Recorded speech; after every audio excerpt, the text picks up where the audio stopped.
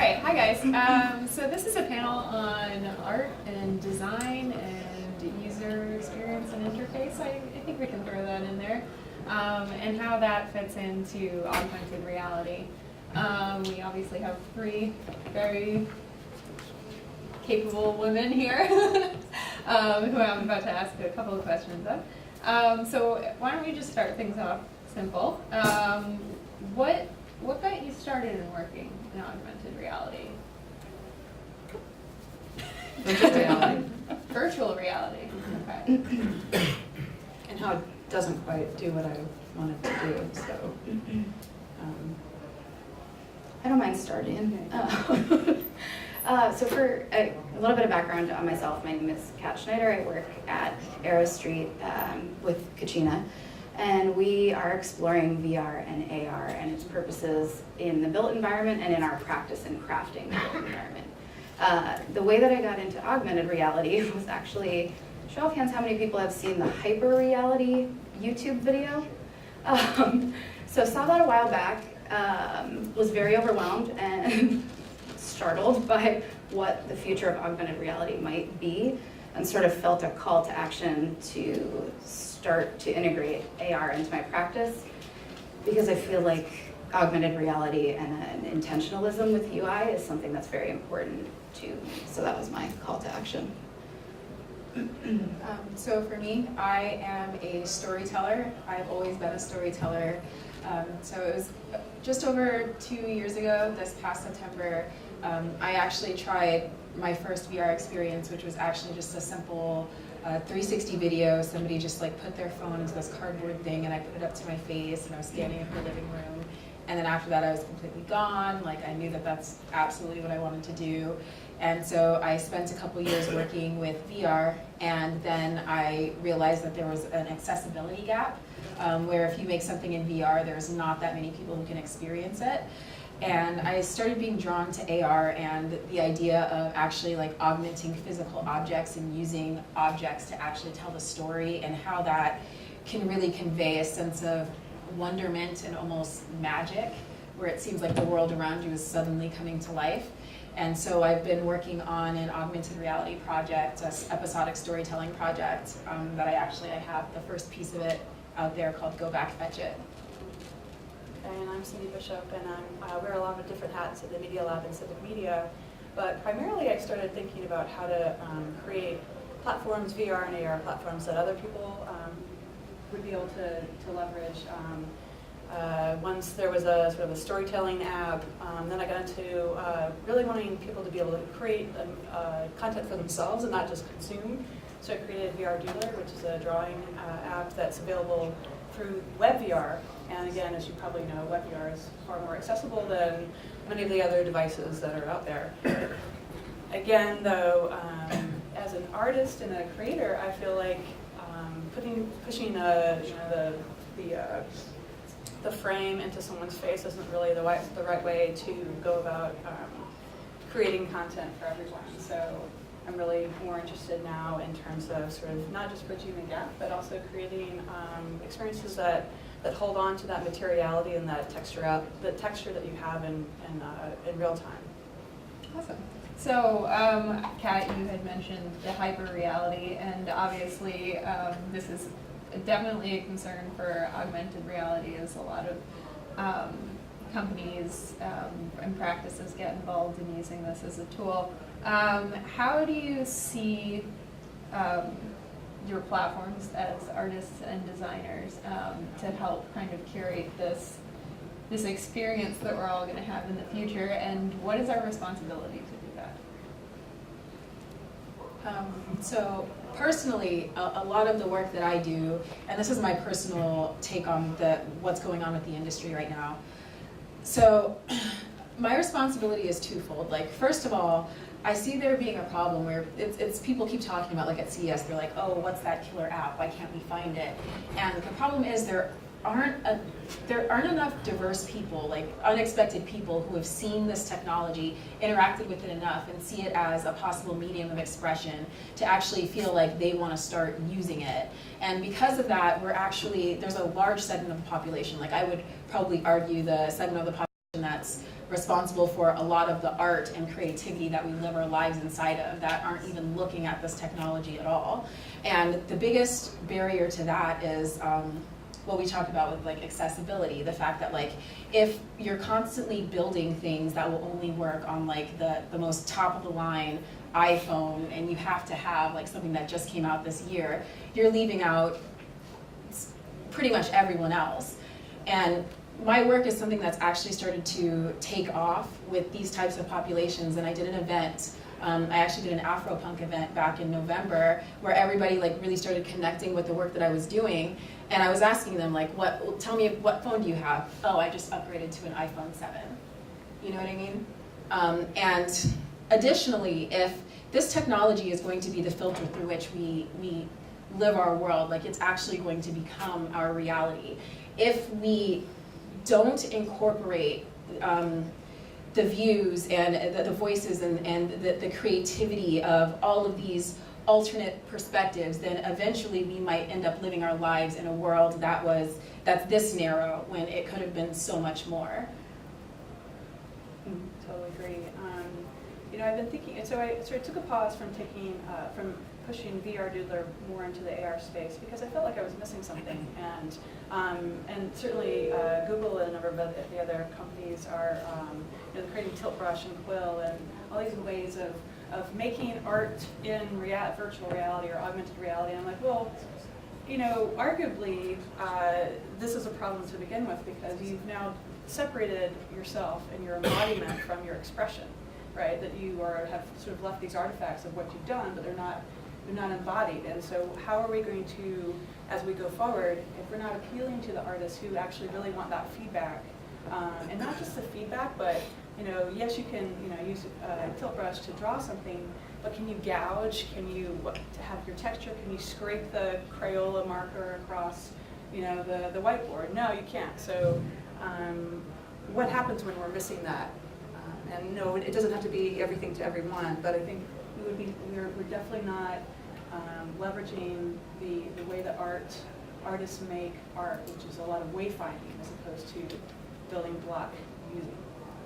And I want to add on to that, like I think also the fact that everybody's looking at it from like creating inside of the digital space, it's leaving out so many people who could have really interesting takes on what we could do in the digital world if we created it in the physical world and then figured out a way to make it digital. Yeah, absolutely. I think to that point, I definitely share concerns and feel a certain sense of responsibility in terms of making augmented reality accessible to people who may not otherwise have seen it. So part of my responsibility as an architect is to create physical spaces in which AR and VR can be consumed without needing to bring your own device. So some of the work that we're starting to do and the research that we're starting to do is pursuing how augmented reality can just live within our spaces, and does that have spatial implications to the work that we do, and are there opportunities to sort of leverage that and create space for that? Yeah, and I think kind of going into a little bit what each of you were saying, augmented reality obviously does have its place and its advantages, but this being a panel, I presume, of artists, there's a lot of materiality involved in art, and I'm just wondering what your thoughts are on that kind of separation between the physical world and the augmented world, and where augmented reality has its strengths in really playing to those as opposed to making absolutely everything augmented, and then how can it interact with the spaces, and how can our spaces be kind of prepped for those interactions? You know what I'm getting really excited about is I'm thinking about the things that we do in the digital world and bringing them back into the material world. Like, these are your original digits, right? Like, what is it that we're doing in the digital world how do we make it look, how do we manifest that back into the analog world? Like, if you have Adobe Photoshop tools, right, you have the blur tool, right? Well, what's the blur tool? Can we get people to sort of recontext, recontextualize, and provoke from the digital back into the analog, and really start to bring these things together, and actually probably realize what's not only what's missing, but what truly is valid and valuable to augment.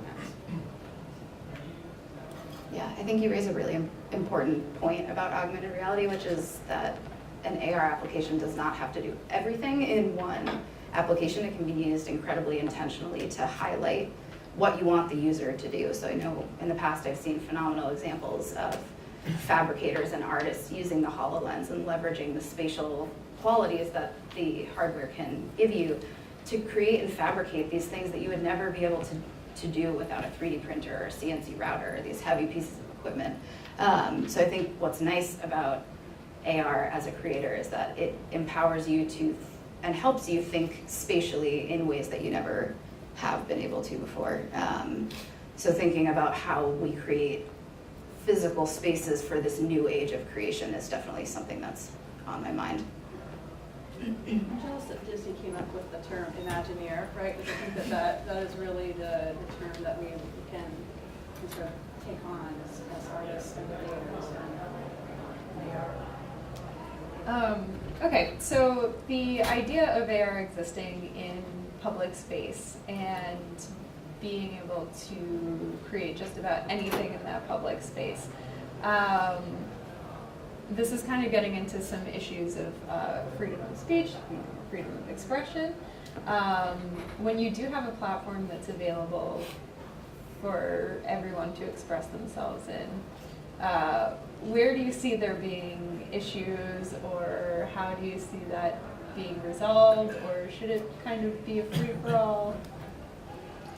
I mean, the first thing that comes into mind when you say that is like people just abusing it for advertising and pop-ups everywhere. But we're definitely not that far away from there being, you know, ad blockers that you can just automatically put up, and I could see that being a way to stop that kind of abuse. But as far as like abuse of public spaces, I don't see that being any worse than like graffiti, you know, which I actually think that good graffiti has its place. Like, Yeah, I'm interested actually, so that was the specific example I was thinking of. That, and then this kind of idea of like advertising billboards, so that sort of dynamic where people are paying to advertise in a space, or people are kind of like graffitiing and advertising, not necessarily an item, but like maybe their ideas or expressions.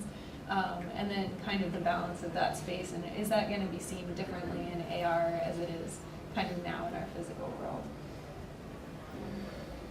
I don't see how it would be seen differently, but I do see an opportunity to be able to leave very secret yet out in the open messages that, you know, maybe only certain people who knew where to look and how to look would be able to see it.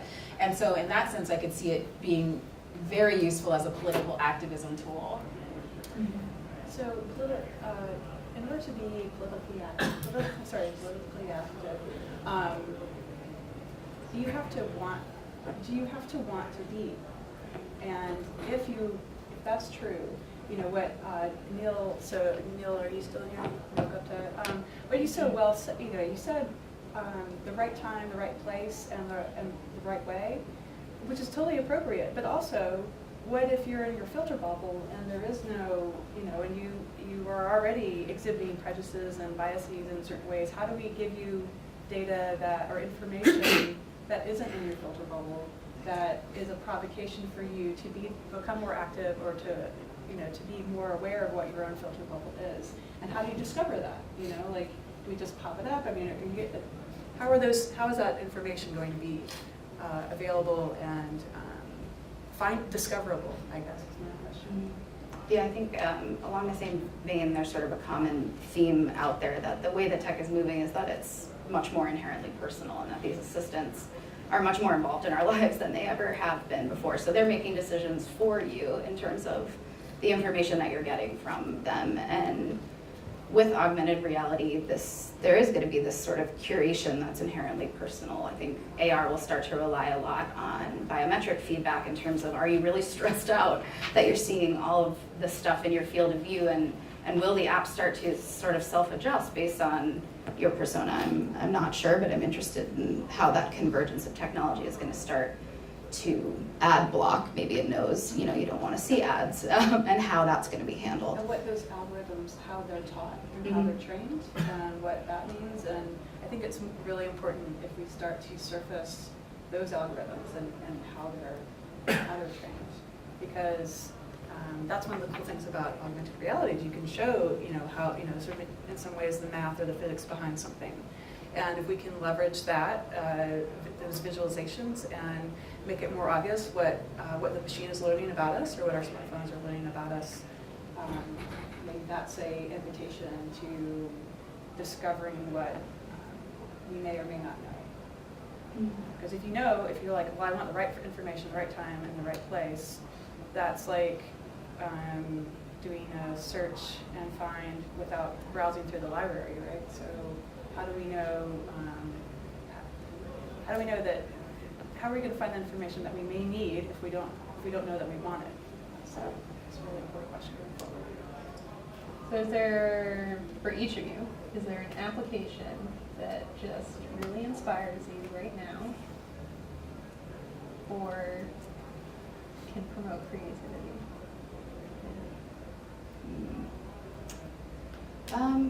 I think for me, I'm excited to see the emergence of these content creation platforms that are really going to enable younger children, people who aren't developers like myself, to start crafting things in AR and see how that starts to sort of shape the ecosystem. So while I haven't delved very deeply into it, things like Snap's new application to content create and be able to share that relatively easily, that's very exciting and inspiring to me. And then I had mentioned it earlier, but there are a couple of applications out there that are being used for fabrication that combine the physical and the digital in a way that is incredibly promising. So that's definitely where I'm at with inspiration. I am endlessly inspired by the idea of being able to convey information, story, and art all together, that in a way that could get both sides of your brain working together in concert. I feel like there's a way that you could kind of like hack the barrier, like I guess maybe like the processing time, because like if you think about the events that happen to us, like the event happens and then like it takes time to process it, and sometimes it takes a few minutes, sometimes it takes a few months, sometimes if it's a really cataclysmic event, like it takes an entire lifetime to process this thing that happened to you.